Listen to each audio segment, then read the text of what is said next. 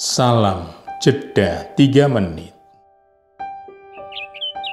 Saudara-saudariku, hari ini 19 Desember, hari biasa khusus Advent tahun C/ganjil. Dalam Injil Lukas 1 ayat 5 sampai dengan 25 dikisahkan warta kelahiran Yohanes Pembaptis. Dalam kisah Injil hari ini, Zakaria mempertanyakan kebenaran kabar malaikat utusan Allah bahwa Elisabet istrinya akan melahirkan seorang anak laki-laki. Alasannya sangat masuk akal, yaitu aku sudah tua, istriku sudah lanjut umurnya, dan mandul. Dengan sikap kritis seorang imam, Zakaria meragukan kabar malaikat itu. Merasa kabar baiknya diragukan oleh seorang imam biasa, malaikat itu membuka identitasnya. Akulah Gabriel, pelayan dan utusan Allah. Zakaria dijadikan bisu. Sungguh mengagumkan kepekaan umat pada peristiwa sakral yang dialami oleh Zakaria.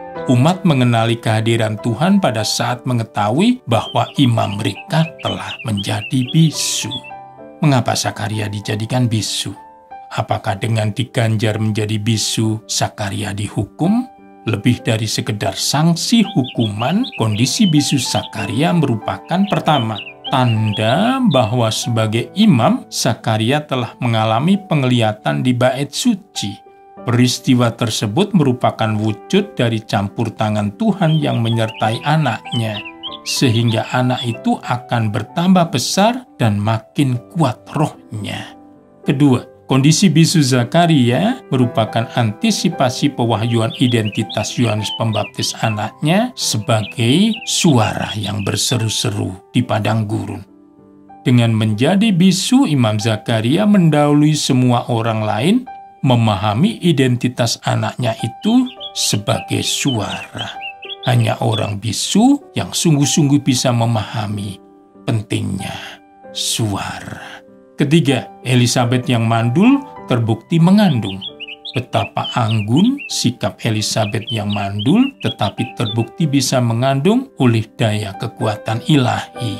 Sebagaimana lazimnya putri Israel, saat mengandung, Elisabet memasuki kesunyian tanpa kata untuk menangguhkan sukacita dan ucapan syukurnya dengan cara selama 5 bulan ia tidak menampakkan diri. Ayat 24. Yaitu masa mengurung diri pada tahap pertama dari 9 bulan masa kehamilannya.